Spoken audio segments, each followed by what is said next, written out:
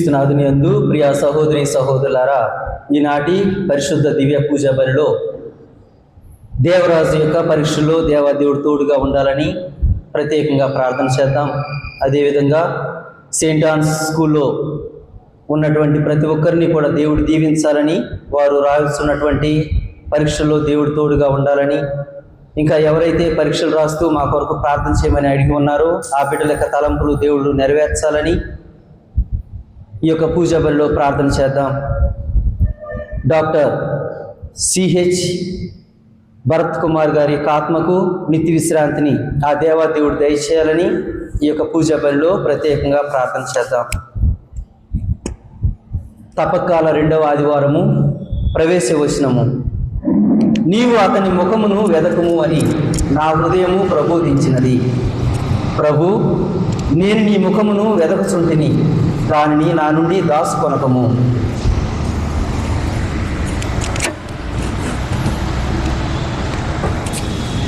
పితా పుత్ర పవిత్రాత్మ నామమునా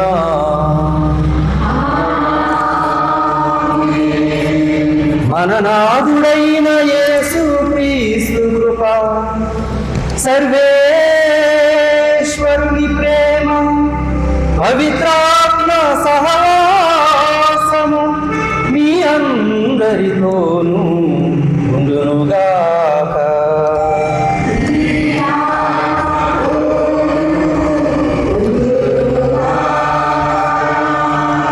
క్రీస్తునాథుని యందు ప్రియ సహోదరి సహోదరులారా, ఈనాటి మొదటి పట్టణంలో దేవుడు అబ్రహాంతో మాట్లాడుతున్నటువంటి మాటను అబ్రహాము ఆలకించాడు. దేవుని మాట ఆలకించాడు కాబట్టి అబ్రహాము తాను పేరు ప్రఖ్యాతలలో మరి ఆయన ఎంతోమందికి దీవెనకరంగా తన జీవితాన్ని అంకితం చేసుకున్నాడు. 2వ పట్టణం పునీత పౌలు గారు తిమోతికి రాసినటువంటి 2వ లేఖలో మనం వింటూ ఉన్నాం. ఇదిగో తిమోతి, నీవు సువార్త కొరకు పాటుపడు. నేను ఏ విధంగా సువార్త కొరకు పాటుపడ్డానో ఆ విధంగా నీవు సువార్తను ప్రకటన చేయాలి అని ఆ యొక్క తిమోతి గారికి తెలియజేస్తూ ఉన్నాడు. సువిశేష పట్టణంలో మనం చూస్తూ ఉన్నట్లయితే యేసుక్రీస్తు ప్రభువారు తనని తాను ఈ లోకానికి ఎరుకపరుచుకుంటూ ఉన్నాడు.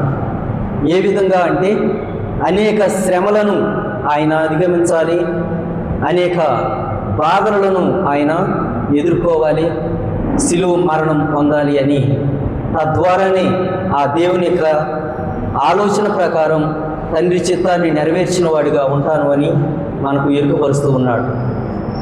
కాబట్టి మన జీవితాల్లో కూడా దేవుని యొక్క వాక్కును ఆలకించి దేవుడు ఏమని బోధిస్తూ ఉన్నాడో ఆ విధంగా మన జీవితాల్లో నెరవేర్చుకోవటానికి కావలసినటువంటి అనుగ్రహాలను, దీవెనలను మనకు కూడా దయచేయమని ఆ దేవాదేవుని వేడుకుందాం. తెలిసి తెలియక చేసిన తప్పిదాలు, పొరపాట్లు మన్నించమని, క్షమించమని ఆ దేవాదేవుని హృదయపూర్వకంగా వేడుకొని నిండు పూజలో యోగిరీతిగా పాల్గొందాము.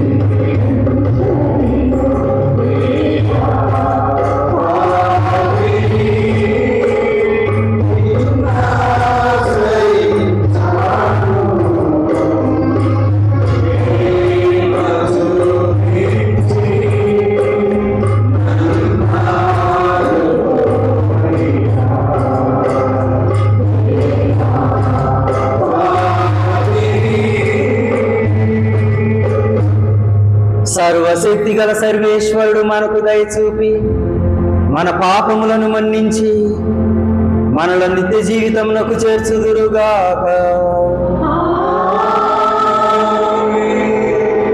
ప్రభువా దయచూపుము, క్రీస్తువా దయచూపుము, ప్రభువా దయచూపుము. ప్రార్థించుదము. ఓ సర్వేశ్వర, నీ ప్రియమైన కుమారుని వాక్కును మేము సావధానముగా ఆలకింపవలెనని నీవు మమ్ము ఆదేశించితివి. నీ వాక్కు ద్వారా మా అంతరంగములను దివ్య కాంతితో ప్రకాశింపచేయుము. అప్పుడు నీ అనుగ్రహము వలన శుద్ధి నొందిన మేము ఆధ్యాత్మిక దృష్టితో నీ మహిమను గాంచి ఆనందింతుముగాక. నీతోను పవిత్రాత్మతోనూ కలిసి యుగ యుగములు జీవించుచు పాలన చేయు మా ప్రభువును నీ కుమారుడైన యేసుక్రీస్తు ద్వారా ఈ మనవి చేయుచున్నాము.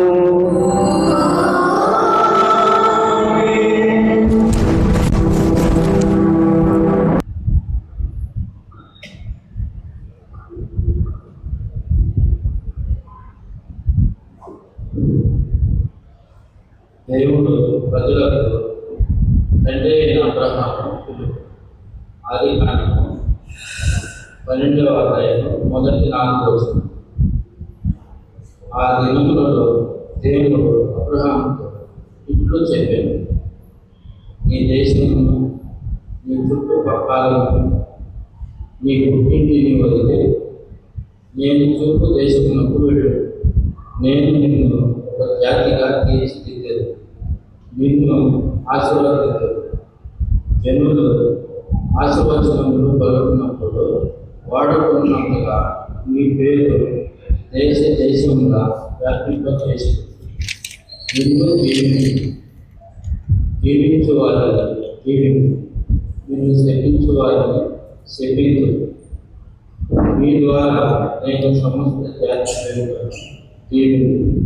దేవుడు చెప్పిన రీతిగా అబ్రహాము బయలుదేరి లోతు అతన్ని వెంటబెట్టి హారాను వదిలినప్పుడు అబ్రహాము వయసు 75 ఏళ్ళు. ఇది ఎన్ని వారి వరకు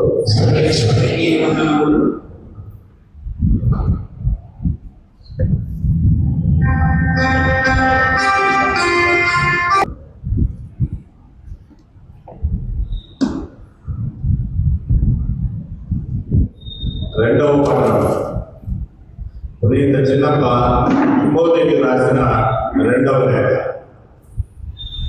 దేవుడు మనలను రక్షించి పవిత్రుడుగా ఉండగలిచారు. సోదరులారా, మన ప్రభువులకు సాక్షిగా ఉన్నట్టు కానీ ఆయన బందీలను నన్ను కూర్చి కానీ నీవు సిగ్గుపడకు.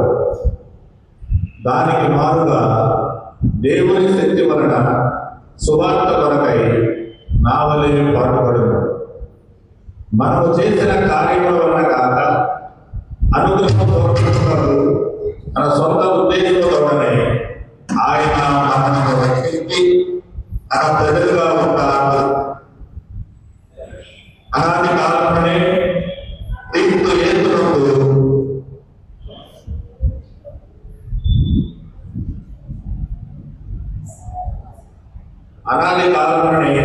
క్రీస్తు యేసునందు దేవుడి అనుగ్రహమును మనకు ప్రసాదించాడు.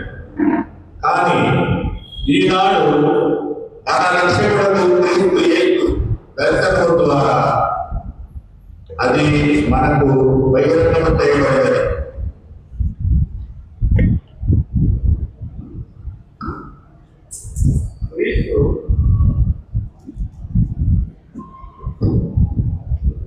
క్రీస్తు మృత్యు ప్రాబల్యము తొలగించి సువార్త ద్వారా నిత్య జీవమును మనకు ప్రదర్శించడం. ఇది ఏలిన వారి వాక్కు. సర్వేశ్వరుడికి వందనములు.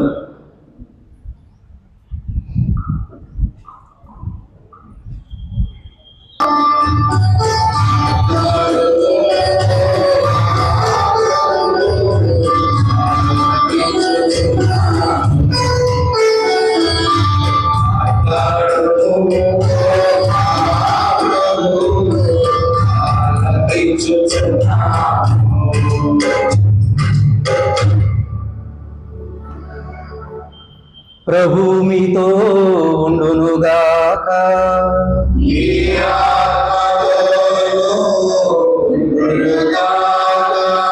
పునీత మత్తయి గారు రాసిన పవిత్ర సువిశేషములోని భాగము.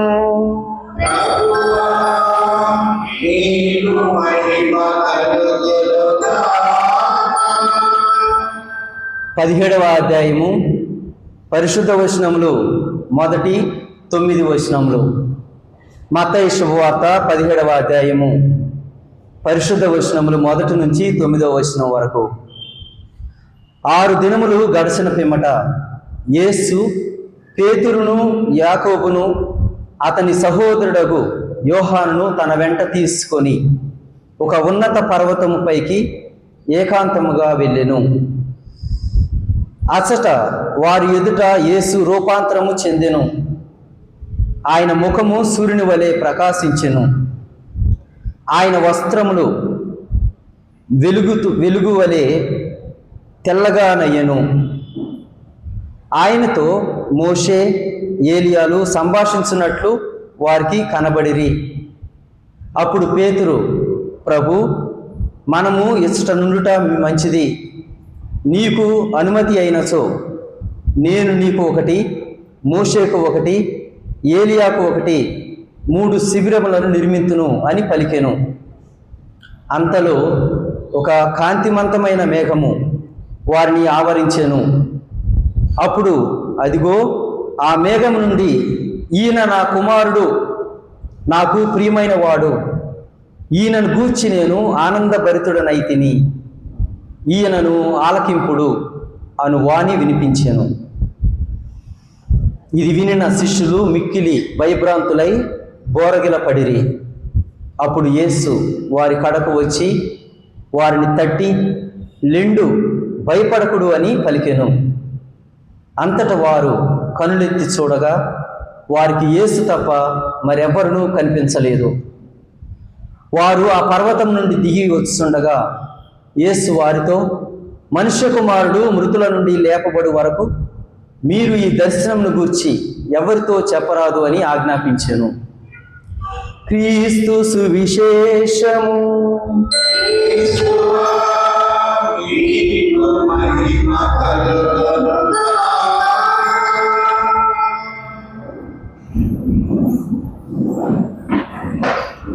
క్రీస్తునాథుని యందు ప్రియ సహోదరి సహోదరులారా, ఆదికాండము 12వ అధ్యాయము 1 వచనం ఒకసారి చదువుకుందాం.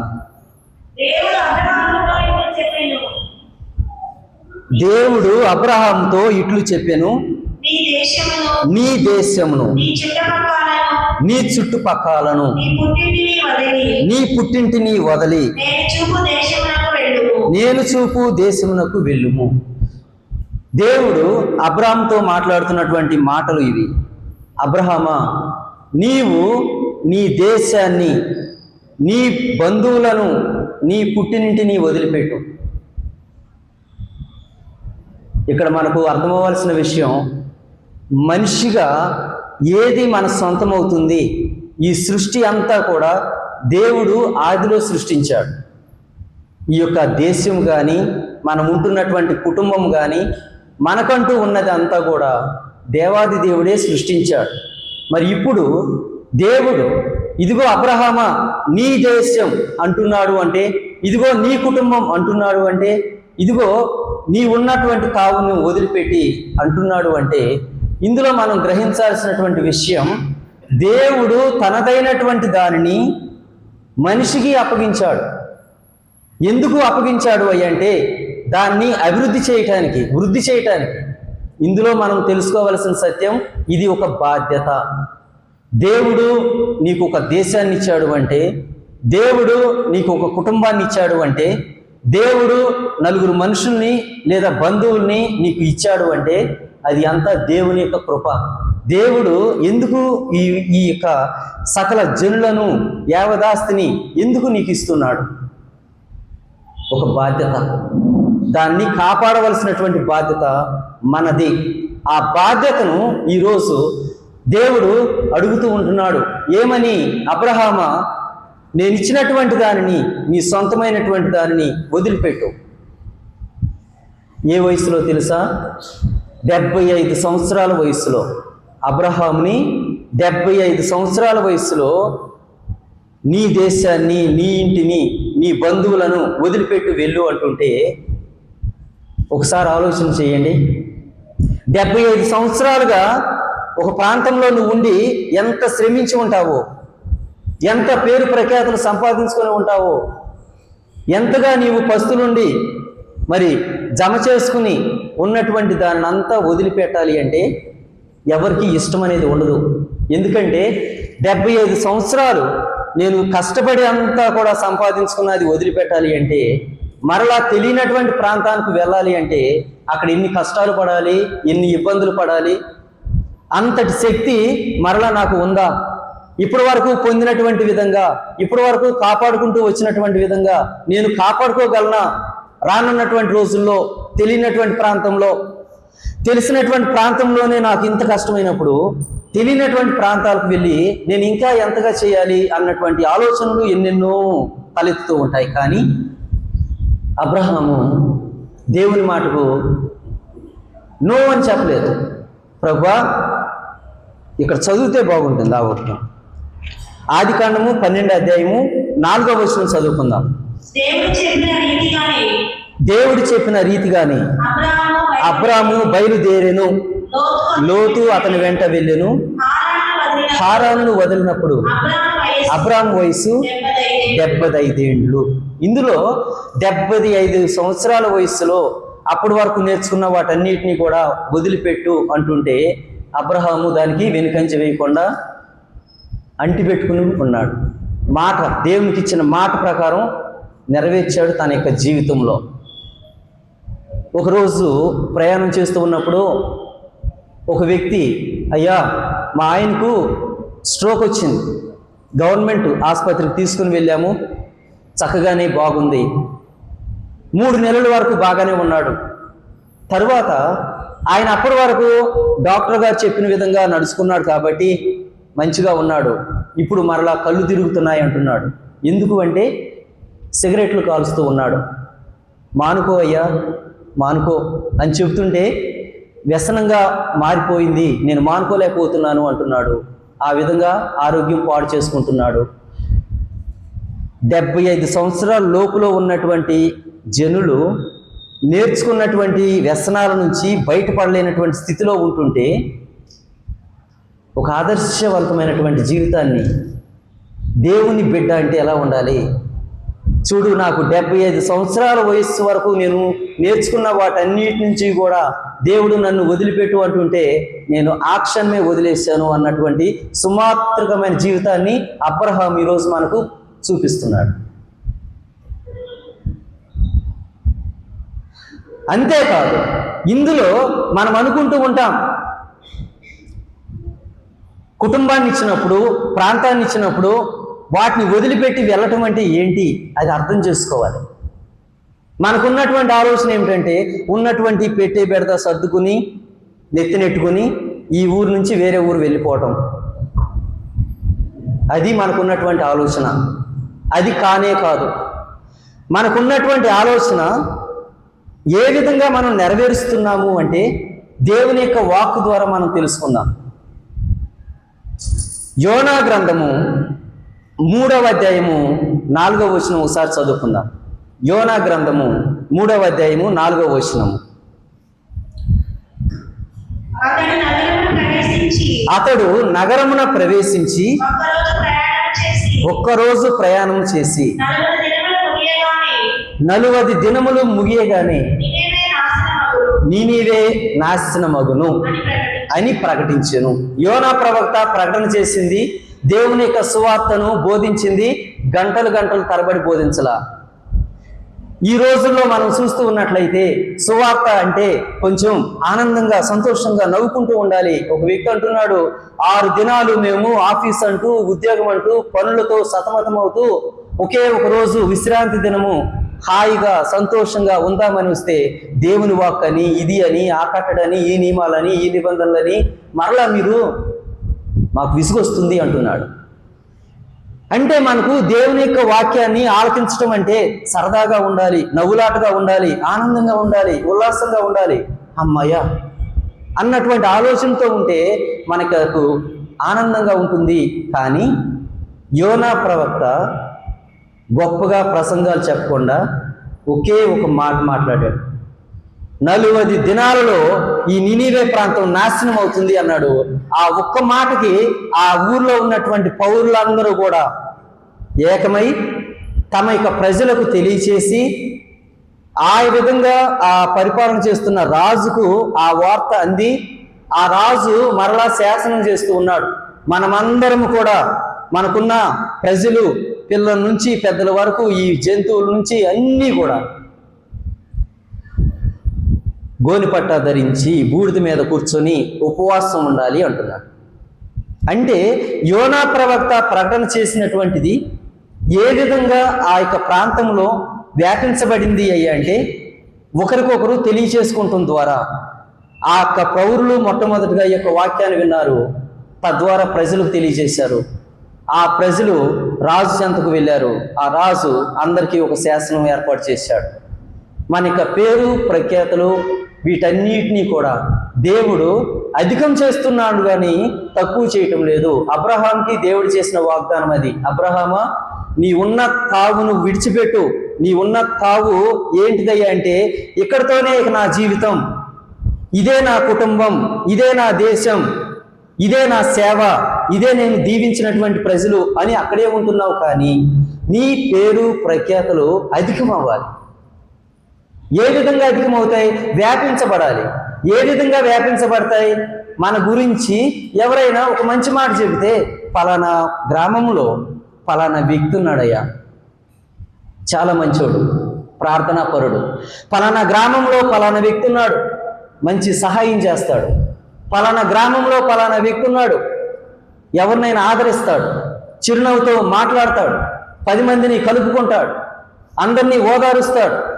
ఇలా చెప్పేటువంటి వారి ద్వారా ఈ వాక్కు అనేది ఒక ప్రాంతం నుంచి మరొక ప్రాంతం, మరొక ప్రాంతం నుంచి మరొక ప్రాంతం, ఈ విధంగా వ్యాపిస్తుంది. కానీ పెట్టి బెడదాన్ని ఎత్తేసుకుని ఆ ప్రాంతానికి వెళ్ళి ఈ ప్రాంతానికి వెళ్తానంటే కుదరదు.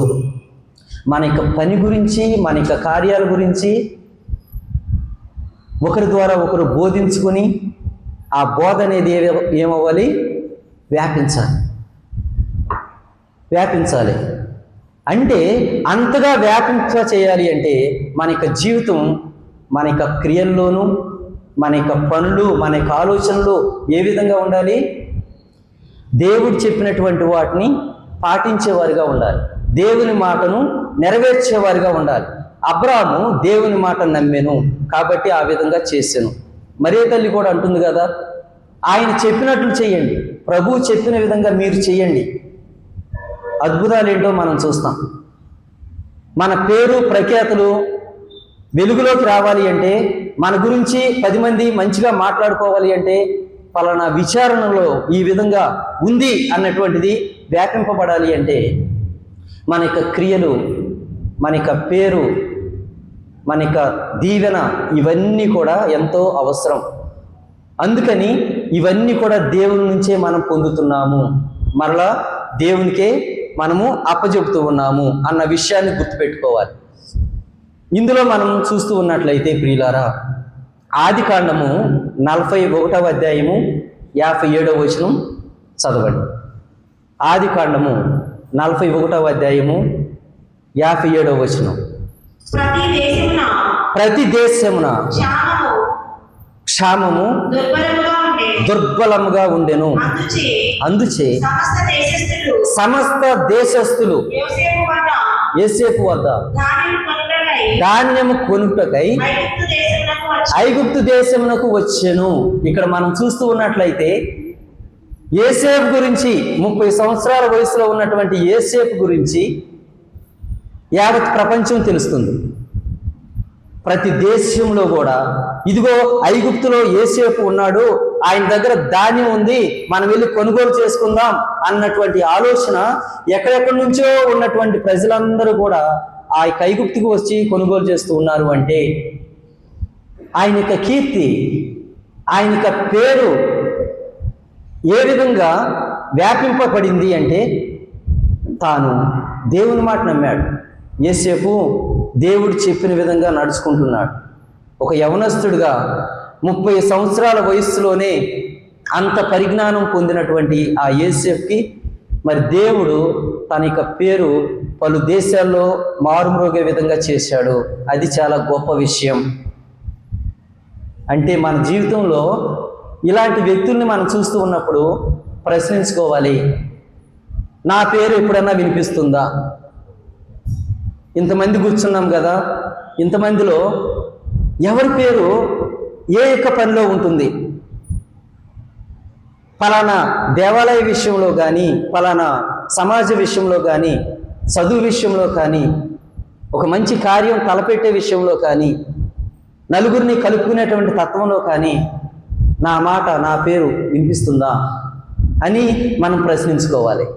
ఆ విధంగా ఒకరికి తెలిసిన దాన్ని ఇంకొకరితో చెప్పుకోవటం ద్వారా పలు ప్రాంతాలకు ఆ కీర్తి వ్యాపింపబడుతుంది. తరువాత మనం చూస్తూ ఉన్నాం, రాజుల దినచర్య 2వ గ్రంథము 9వ అధ్యాయము 5వ వచనం చదువుకుందాం. రాజుల దినచర్య 2వ గ్రంథము 9వ అధ్యాయము 5వ వచనం. ఆ యువకుడు చదువమ్మా. ఆ యువకుడు రామోతు చేరుకున్నప్పటికీ సైన్యాధిపతులందరూ ప్రోగే అమ్మా, రాజుల దినచర్య 2వ గ్రంథం. ఆ ఆ రాజు తన గొర్రెలను ఆమె రాజుతో నేను నిన్ను గూర్చి నీ విజ్ఞానమును గూర్చి మా దేశమున విన్నదెల్లా నిజమే. ఇక్కడ మనం చూస్తూ ఉన్నట్లయితే శాబా దేశం నుంచి ఆ యొక్క పరిపాలించేటువంటి రాణి సొలొమోనుకు ఉన్నటువంటి జ్ఞానాన్ని తెలుసుకొని, అయ్యా ఎంతోమంది మీ యొక్క జ్ఞానం గురించి నాకు తెలియపరిచారు, నేను కళ్ళారా చూద్దామని మీ చెంతకు వచ్చాను అని ఆమె స్వయంగా వచ్చి ఆ రాజుని కొన్ని క్లిష్టమైనటువంటి ప్రశ్నలతో, ఎంత జ్ఞానో ఈయన తెలుసుకోవాలి అని ఎన్నో ప్రశ్నలతో ఆమె ముందుకు వచ్చినప్పుడు ఆయన చాలా తేలిగ్గా సమాధానం చెప్పాడు సొలొమోను. ప్రతి సమస్యను, ప్రతి ప్రశ్నకు కూడా సరైన విధంగా సమాధానం చెప్పగలిగాడు. అంతేకాదు ఆయన దగ్గర పనిచేస్తున్నటువంటి ఆ యొక్క పనివారు, వారు ఉండేటువంటి తీరు, వారు ఉన్నటువంటి నివాసాలు, అక్కడ ఉన్న ప్రతి క్రమం, ఆయన నిర్మించిన దేవాలయం, ఆయన అర్పిస్తున్నటువంటి అర్పణలు, ఇవన్నీ కూడా ఈ యొక్క షేబారాన్ని చూసి చాలా ఆశ్చర్యపోయి, అయ్యా నేను వినిన దానికంటే చూసిందే చాలా ఎక్కువ.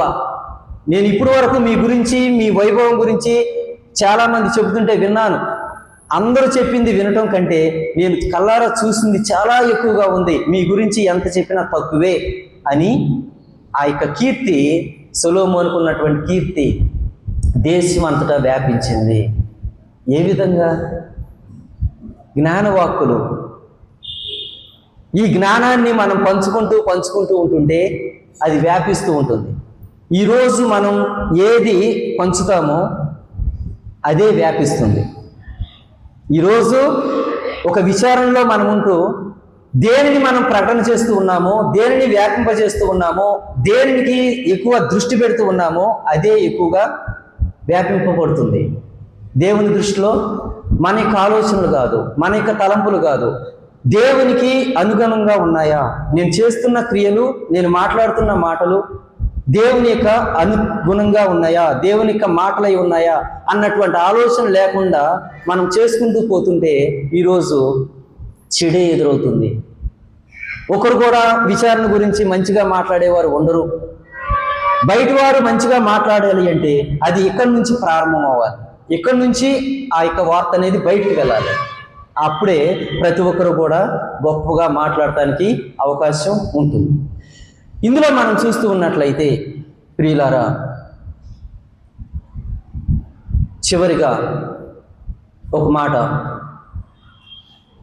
ఇందులో దేవాది దేవుడు తాను సృష్టించినటువంటి సృష్టిని వ్యాపింపజేస్తూ, విస్తరింపజేస్తూ ఒక దీవెనకరంగా మారాలి అని ఆయనకు ఉద్దేశం.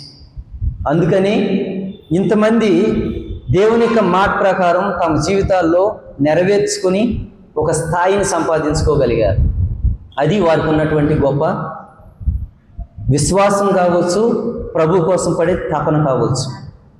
ఈ విధంగా మనం చూస్తూ ఉన్నట్లయితే 2వ పట్టణంలో పునీత పౌలు గారు తిమోతికి రాసినటువంటి లేఖలో ఒక మాట అంటూ ఉన్నాడు. 1వ అధ్యాయము 8వ వచనము, కనుక మన ప్రభువునకు సాక్షిగా ఉండుటకు గాని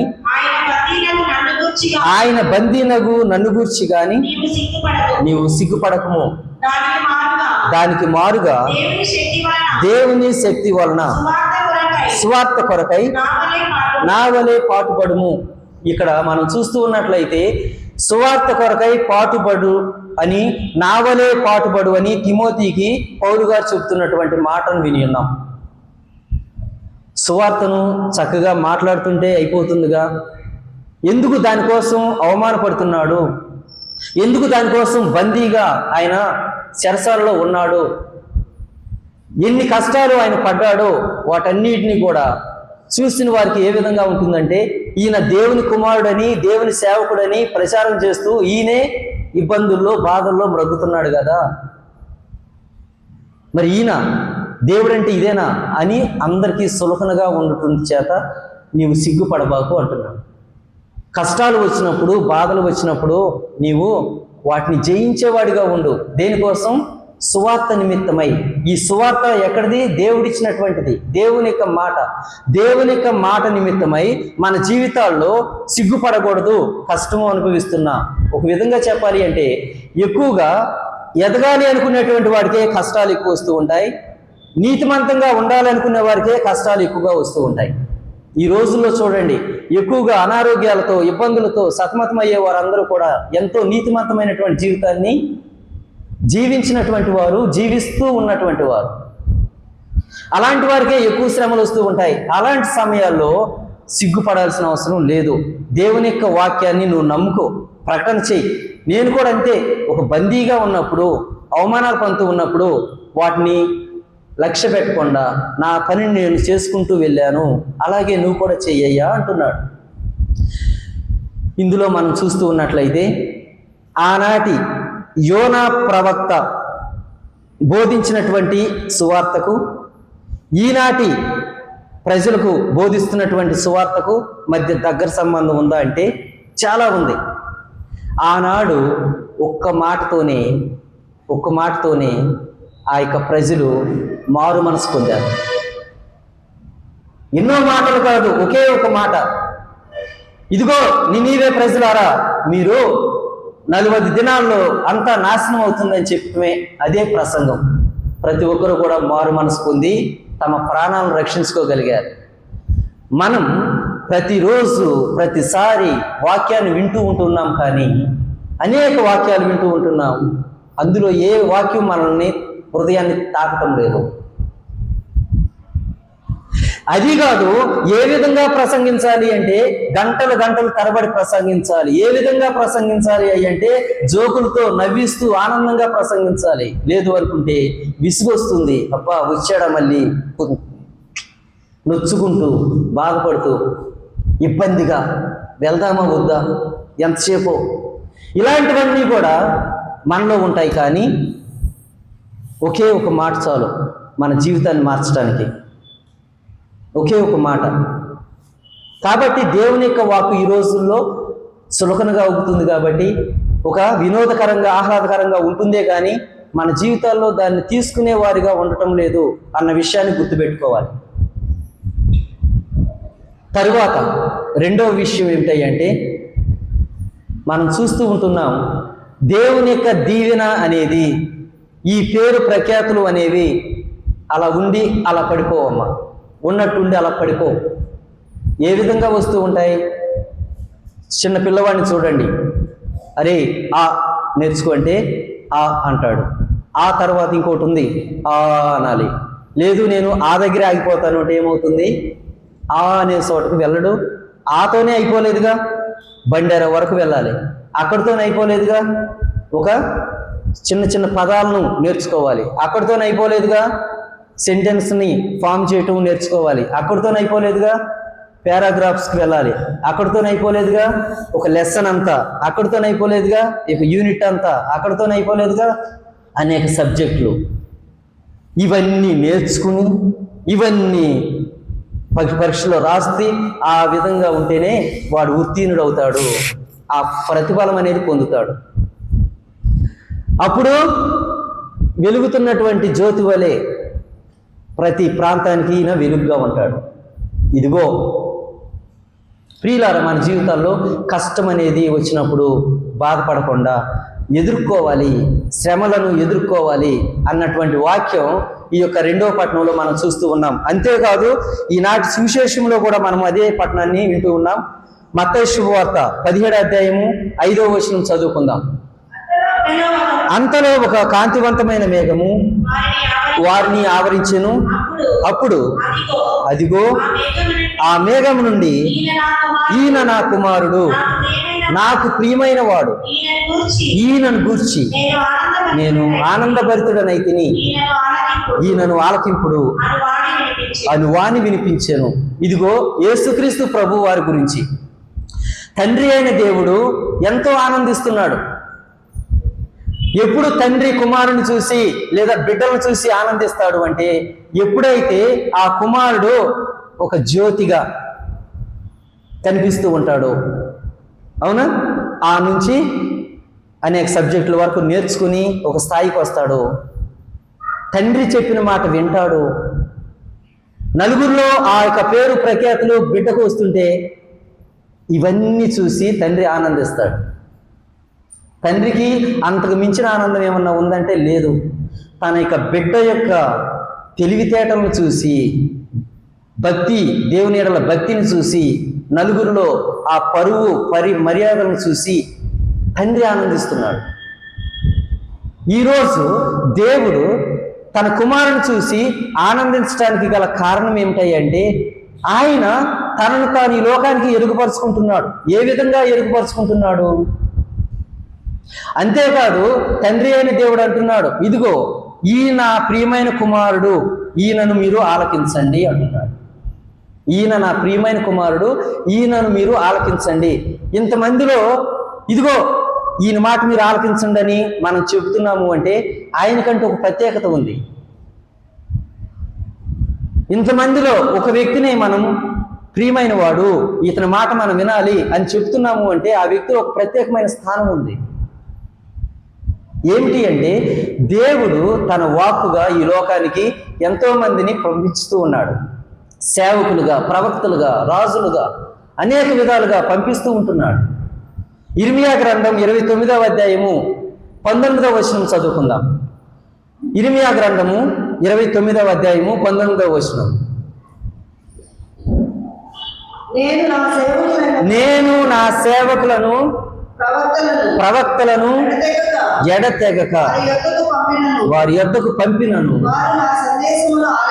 వారు నా సందేశమును ఆలింపలేదు, నా మాటలు వినలేదు. అంటే దేవుడు ఈ ప్రియమైన కుమారునికి ముందు ఎంతో మందిని ఈ లోకానికి పంపించాడు తన మాటగా చెప్పమని, కానీ వారి యొక్క మాటను ఎవరూ ఆలకించలేదు. అప్పుడు అంటున్నాడు కదా, ఇప్పటి వరకు అయిపోయింది ఏదో అయిపోయింది, నేను పంపినటువంటి ప్రవక్తల మాట మీరు విన్నారో వినలేదో, అయిపోయిందేదో జరిగిపోయిందేదో అయిపోయింది, ఇక మీదటనైనా నా ఏకైక కుమారుడు, నా ప్రియమైన కుమారుడు, ఈయన మాటను మీరు ఆలకించండి అంటున్నాడు. అంటే చిట్ట చివరిగా దేవుడు చెప్పేటువంటి మాట ఈ ప్రభు యొక్క మాటను ఆలకించమని, దేవుని మాటను ఆలకించమని దేవుడు చెబుతూ ఉంటున్నాడు. ఇందులో మనం చూస్తూ ఉన్నట్లయితే ప్రభువారు ఈ విధంగా తనను తాను ఎరుగపరుచుకునే సమయంలో ఏమైంది? గొప్ప అద్భుతం జరిగింది. ఏమిటి అది అంటే, మత్తయి శుభవార్త 17వ అధ్యాయము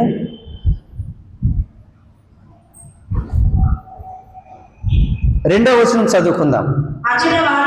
అచట వారి ఎదుట యేసు రూపాంతరం చెందెను, ఆయన ముఖము సూర్యుని వలె ప్రకాశించెను, ఆయన వస్త్రములు వెలుగు వలె తెల్లగా నాయెను. ఇందులో మనం చూస్తూ ఉన్నట్లయితే దేవుని యొక్క ముఖం సూర్యుని వలె ప్రకాశింపబడింది అని రాయబడి ఉంది. పాత నిబంధనలో మనం చూస్తూ ఉన్నాం. మోషే దేవునితో ఉన్నప్పుడు ఆ కొండ నుంచి కిందకు వచ్చినప్పుడు ఆ ముఖకాంతిని చూసి జనులు ఎంతో కప్పుకున్నారు తమ ముఖాలను. అంటే ఆయన యొక్క ముఖము దేవుని యొక్క తేజస్సుతో నింపబడి ఉంది, ప్రకాశిస్తూ ఉంది సూర్యుని వలె. మరి ఈరోజు యేసుక్రీస్తు ప్రభు వారి యొక్క ముఖం ఎంతో తేజస్సుతో, అంటే దేవుడు తనను తాను ఎరుకపరుచుకుంటున్నాడు.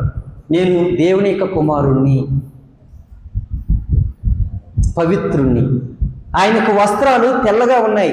తెల్లటి దుస్తులు దేనికి గుర్తు? పవిత్రతకు.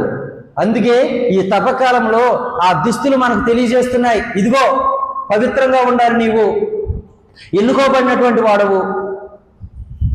ఈ యొక్క దుస్తుల వలె నీ హృదయం పవిత్రంగా ఉండాలి అని దేవుడు మనకు ఆ వస్త్రాలను ఇస్తూ ఉన్నాడు. యేసు ప్రభు ధరించినటువంటి వస్త్రాలు ఏ విధంగా ఉన్నాయంట? తెల్లగా ఉన్నాయి. ఈ తెలుపుని మనం పొందాలి అంటే, ఈ పవిత్రతను మనం పొందాలి అంటే ఏ విధంగా సాధ్యపడుతుంది? ఏ విధంగా సాధ్యపడుతుంది?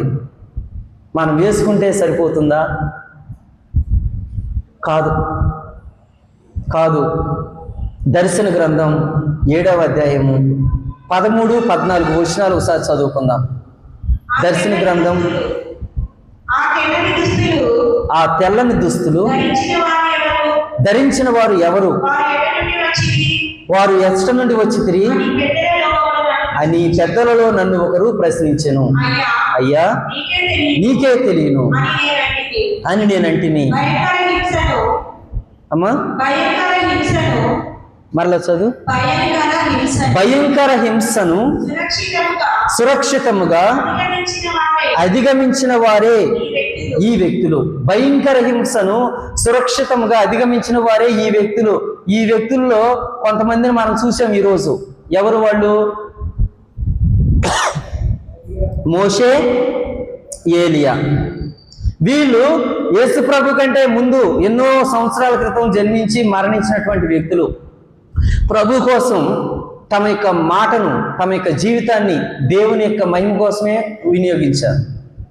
దేవుని యొక్క మాటను ఎంతో మందికి తెలియజేస్తున్న సమయంలో వీరి యొక్క ప్రాణాలను కూడా వారు కోల్పోయారు. అంటే ఈ లోకంలో ప్రభు కోసం, తన యొక్క మాట కోసం నిలబడి మరణమున్న ఎదుర్కొని మరణించినటువంటి వారేనయ్యా ఈ తెల్లటి దుస్తులు ధరించినటువంటి వారు అంటున్నాడు.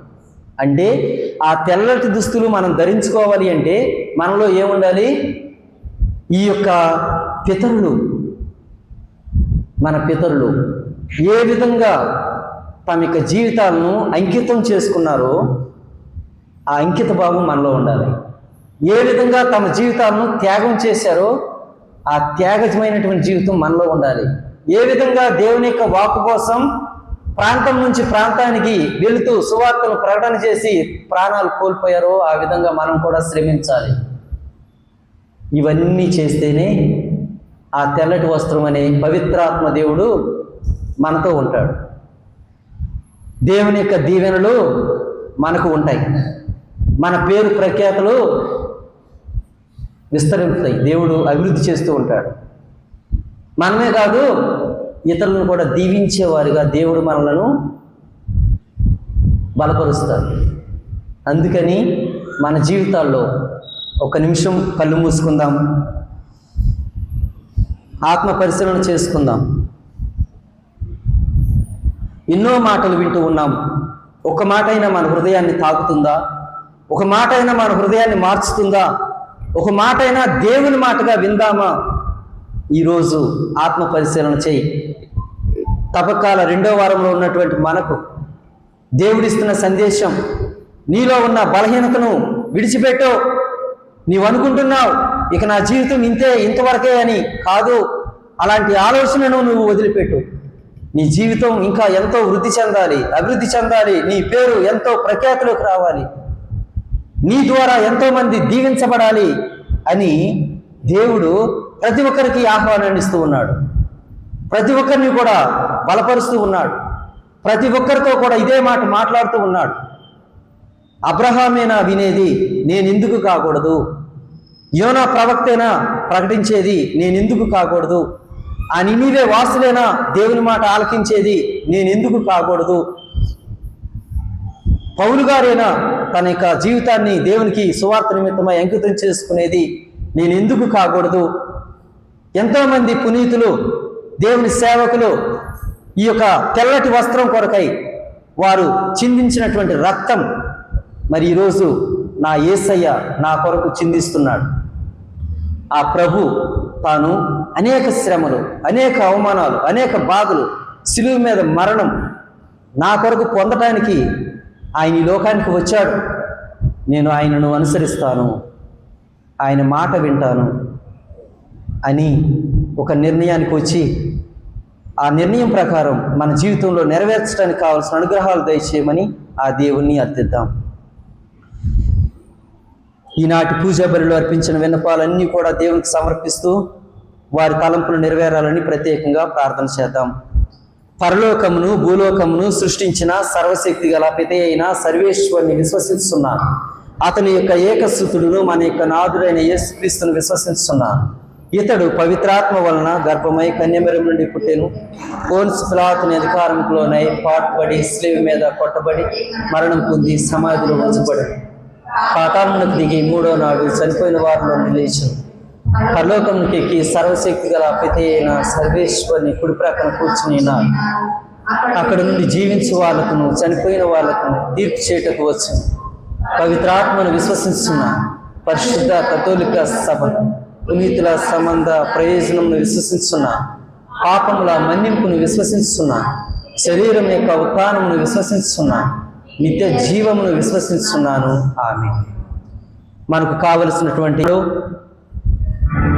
ఫలించాలి అని అదేవిధంగా ఈరోజు దేవాలయానికి టీ స్నాక్స్ని స్పాన్సర్ చేస్తున్నటువంటి పిల్లి డేవిడ్ గారిని, శాంతి కుమార్ని, వారి కుటుంబాలను దీవించాలని ప్రత్యేకంగా ఈ యొక్క సమయంలో వారి కోసం ప్రార్థన చేస్తూ మా కొరకు ప్రార్థన చేయమని వేడుకున్న విన్నపాలన్నింటినీ, ఈ మనవులన్నింటినీ మా నాథుడును మీ కుమారుడైన యేసుక్రీస్తు ద్వారా మేము బ్రతిమలాడి వేడుకుంటున్నాం తండ్రి.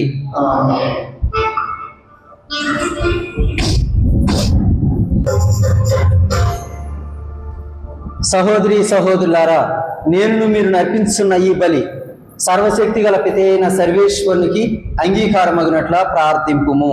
ప్రభు తన నామస్తుతి మహిమ కొరకును మన ప్రయోజనము కొరకును తన పవిత్ర స్థితి కొరకును ఈ కరుణను మాకు పరిశీలించుగాక. ఓ ప్రభువా, ఈ బలి అర్పణము మాకు పాప విముక్తిని ప్రసాదించునుగాక. ఇది నీ విశ్వాసులను శారీరకముగాను మానసికముగాను పవిత్రమునర్చి రానున్న పాస్కా వేడుకలకు వారిని సంసిద్ధపరచునుగాక. మా ప్రభు అయిన క్రీస్తు ద్వారా ఈ మనవి చేయుచున్నాము. ప్రభువు మీతో ఉండునుగాక.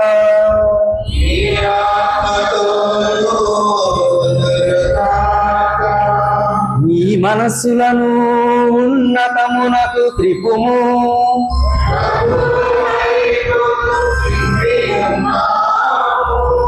మన దేవుడైన ప్రభువునకు కృతజ్ఞత తెలుపుదము.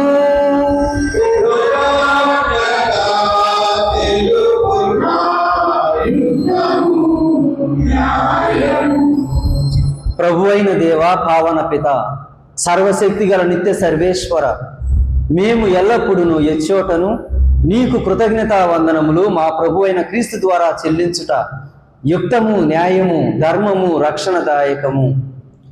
ఏలయన అతడు తన మరణమును గురించి ముందుగానే తన శిష్యులకు తెలియపరచి పవిత్ర పర్వతము మీద తన మహిమను ప్రత్యక్షపరచెను. ధర్మశాస్త్రమును ప్రవక్తలను చాటి చెప్పిన విధముగా శ్రమల ద్వారానే తాను పునరుత్థాన మహిమ పొందవలయుననిడు సత్యమును మాకు తెలియచేసెను. కావున పరలోక శక్తులతో ఏకమై భూలోకములో మేము సదా నీ వైభవమును స్తుతించుట ఎట్లనగా,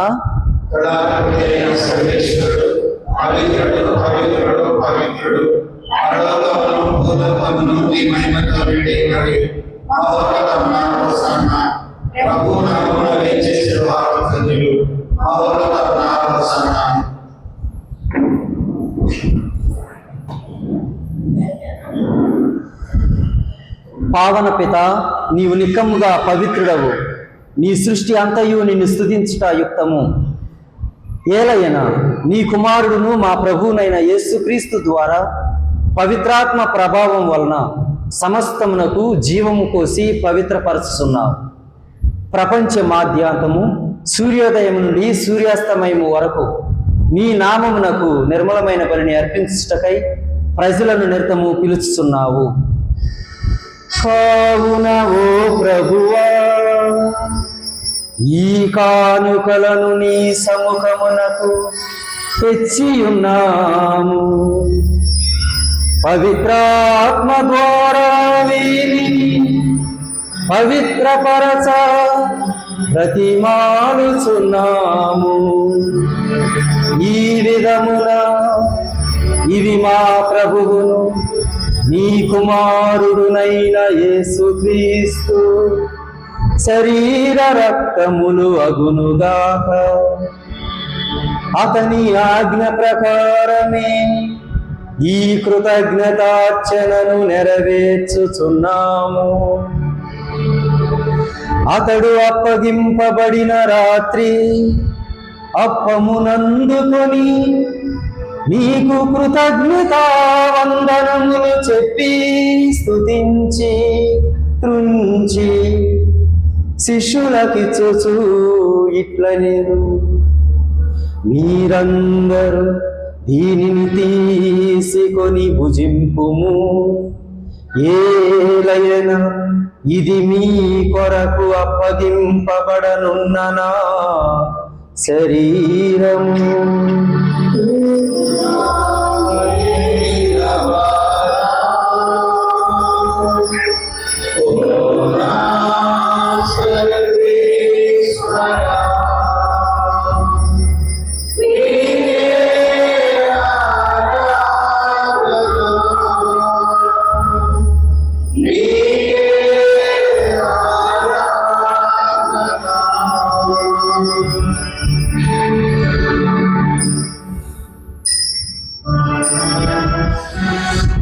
ఆ విధముగానే భోజనానంతరం పాత్రమునందుకొని మరల నీకు కృతజ్ఞతా వందనములు చెప్పి స్తుతించి శిష్యులకిచ్చుచు ఇట్లనెను, మీరందరూ దీనిని తీసుకొని దీని నుండి పానము చేయుము. ఏలయన ఇది నూతన నిత్య నిబంధన యొక్క నా రక్తపు పాత్రము. ఇది మీ కొరకును అనేకుల కొరకును పాప పరిహారమునకై ధారబోయబడును. దీనిని నా జ్ఞాపకార్థము చేయుము.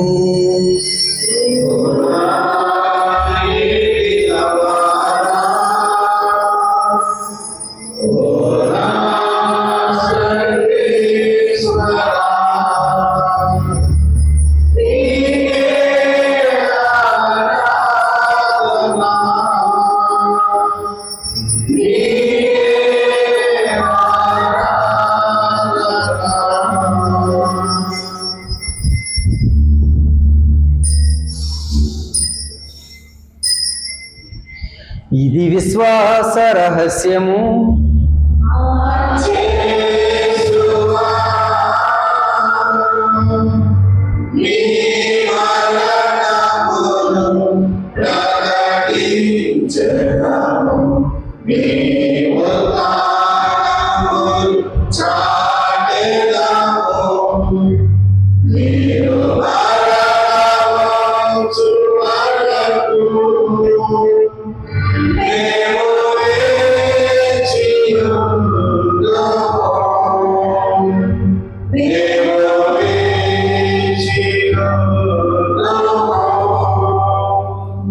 కనుక తండ్రి, నీ కుమారుని రక్షణాయుతమగు శ్రమలను, అద్భుతమైన ఉత్థానమును, మోక్షారోహణమును స్మరించుచు అతడు మరల వేంచేయునని ఎదురు చూసు మేము ఈ పవిత్ర జీవన బలిని కృతజ్ఞతతో నీకు అర్పించుచున్నాము.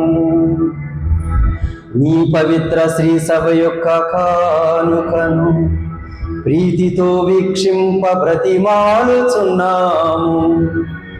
తన మరణము ద్వారా మమ్ము నీతో సఖ్యపరచిన నీ కుమారుని బలిని స్వీకరింపుము. మేము అతని శరీర రక్తములతో పోషింపబడి పవిత్రాత్మతో నింపబడి అతని యందు ఏక శరీరము ఏక మనసు కలిగి ఉండునటులా దయచేయుము. అతడు మమ్ము నీకు నిత్యార్పణంగా రూపొందించునుగాక. నీవు ఎన్నుకొన్న పుణ్యాత్ములతోనూ, ముఖ్యంగా పవిత్ర కన్యయు దేవమాత అయిన మరియమాతతోనూ, ధన్యులైన నీ అపోస్తులతోనూ, వేద సాక్షులతోనూ, పునీత యేసేపు గారితోనూ, సకల పునీతులతో పాటు మమ్మును మోక్ష భాగ్యమునకు వారసులను చేయుము. ఏలైనా వీరి విజ్ఞాపన ప్రార్థనల నిరవధిక సహాయముపై మేము ఆధారపడి ఉన్నాము. ఓ ప్రభువా, మమ్ము నీతో సఖ్యపరచు ఈ బలి లోకమంతటికి శాంతిని, శ్రేయస్సును ప్రసాదించినట్లు బ్రతిమాలుచున్నాము. ఈ లోకమున యాత్ర చేయు నీ శ్రీ సభను, నీ సేవకుడగు మా 14 జగద్గురువులను, మా భాగ్య పీఠాధిపతులను, తదితర పీఠాధిపతులను, గురువులందరినీ, నీవు సంపాదించుకున్న ప్రజలందరినీ విశ్వాసమందును ప్రేమయందును దృఢపరపుము. నీ చిత్త ప్రకారము నీ సముఖమున చేరి ఉన్న ఈ ప్రజల మనవులను దయతో ఆలకింపుము. కె మేరమ్మ గారిని, వారి కుటుంబాన్ని, వారు ఇచ్చినటువంటి ప్రథమ ఫలాన్ని దీవించి ఆశీర్వదించమని ప్రత్యేకంగా ప్రార్థిస్తున్నాం తండ్రి. అదేవిధంగా ఈ యొక్క పూజా బలులు అర్పించిన విన్నపాలు, ప్రతి ఒక్కరి విన్నపాన్ని మీకు సమర్పిస్తూ ఉన్నాం. దేవాలయానికి అనేక విధాలుగా సహాయ సహకారాలు అందిస్తున్న ప్రతి ఒక్కరిని మీకు సమర్పిస్తూ ఉన్నాం. దయగల తండ్రి, నలుదేశలా చెదయున్న నీ బిడ్డలందరినీ కనికరించి నీతో ఐక్యపరచుకొనుము. చనిపోయిన మా సహోదరి సహోదరులను నీ ప్రేమ యందు ఈ లోకమును వీడిన వారందరినీ దయతో నీ రాజ్యంలో చేర్చుకొనుము. మేమును అచ్చట చేరి నీ మహిమను వీక్షించు నిత్యానందమును పొందుదుముగాక. మా ప్రభు అయిన క్రీస్తు ద్వారా మనవి చేయుచున్నాము. అతని ద్వారా నీవు సకల మేలులకు లోకమునకు దయచేయుచున్నావు.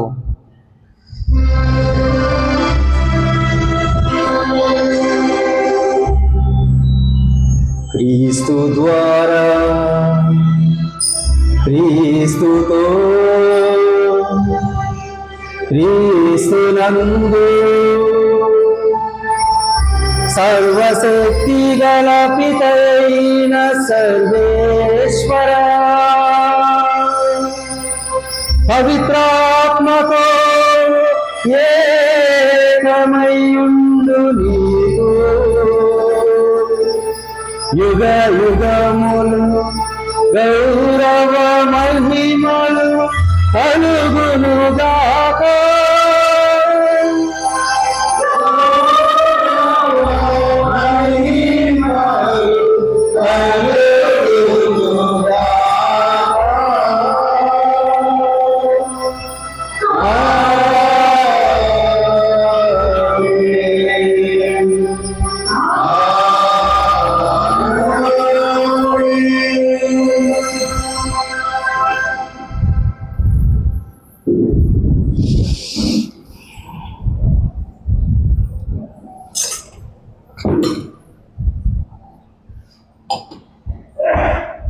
మన రక్షకుడు నేర్పిన పరమోపదేశం అనుసరించి ప్రార్థింప సాహసింతము. పరలోకమందునుడు మా యొక్క తండ్రి, మీ నామము పూజింపబడునుగా, మీ రాజ్యం మాకు వచ్చునుగా, మీ చిత్తము పరలోకమందు భూలోకమందు నెరవేరుగా. నానాటికి కావలసిన ఆయనము మాకు నేటికి అనుగ్రహించి మా యొక్క అప్పుపడిన వారిని మన్నించినట్టు మమ్ము శోధన యందు ప్రవేశింపనివ్వక కీడుల నుండి మమ్ము రక్షించండి. ప్రభువా, అన్ని కీడుల నుండి మమ్ము రక్షింపుము. మా ఈ రోజుల్లో మాకు శాంతిని ప్రసాదింపుము. నీ దయానుగ్రహము వలన పాపము నుండి మమ్ము విముక్తులను చేసి అన్ని కలతల నుండి సర్వదా కాపాడుము. మేము మోక్షానందమును మా రక్షకుడైన యేసుక్రీస్తు ఆగమమును నిరీక్షించుచుందుము. ఏలైనా నిరంతరము ఇదే రాజ్యము, ఇదే అధికారము, ఇదే మహిమ. శాంతిని మీకు అనుగ్రహించుచున్నాను, నా శాంతిని మీకు ఇచ్చుచున్నాను అని నీ అపోస్తులతో వసించిన ప్రభు అయిన యేసువా, మా పాపములను లెక్కింపగా నీ శ్రీ సభ విశ్వాసమును వీక్షింపుము. నీ చిత్త ప్రకారము నీ సభకు శాంతిని ఐక్యమును అనుగ్రహింపుము. యుగయుగములు జీవించు పరిపాలించు ప్రభువా. ఆమేన్. ప్రభుని శాంతి ఎల్లప్పుడూ మీ అందరితో ఉండునుగాక. నీ ఆత్మతో ఉండుగాక. ఒకరికొకరము సమాధానము తెలుపుకుందాము. సమాధానం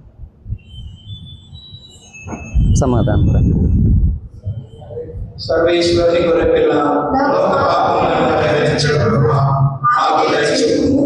సర్వేశ్వరి గొర్రెపిల్ల, లోక పాపములను పరిహరించు ప్రభువా, మాకు దయచూపుము. సర్వేశ్వరి గొర్రెపిల్ల, లోక పాపములను పరిహరించు ప్రభువా, మాకు శాంతిని దయచేయము.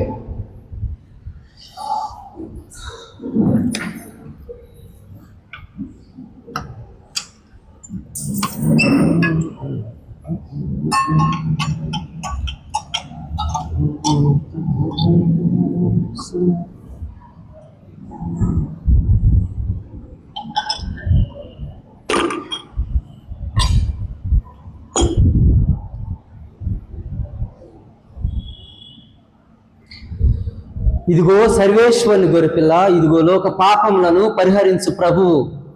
గొర్రెపిల్ల విందుకు పిలువబడిన మనము ధన్యులము. ప్రభువా, నీ మీ నాయకుడు నాయకుడు ప్రవేశించు. ప్రవేశించుటకు నేను కానీ మీరు మాటపై నా ఆత్మ విశ్వసిస్తుంది. క్రీస్తు శరీర రక్తములు మనల నిత్య జీవితమునకు కాపాడును గాక.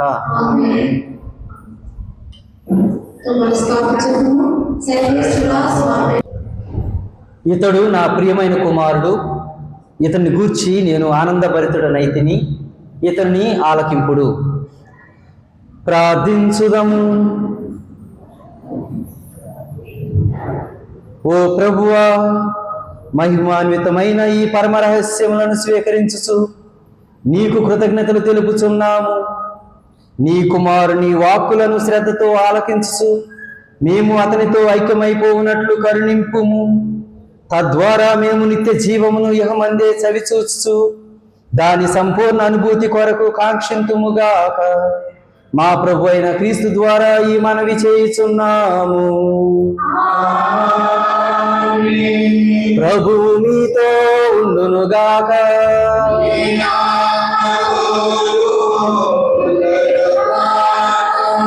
సర్వశక్తి గల సర్వేశ్వరుడు పితా, పుత్ర, పవిత్రాత్మ మనందరినీ సదా కాశి కాపాడుదురుగాక.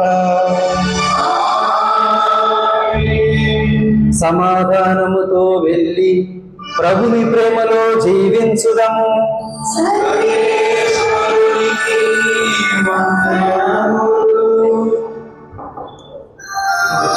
క్రీస్తునాథుని యందు ప్రియ సహోదరి సహోదరులారా,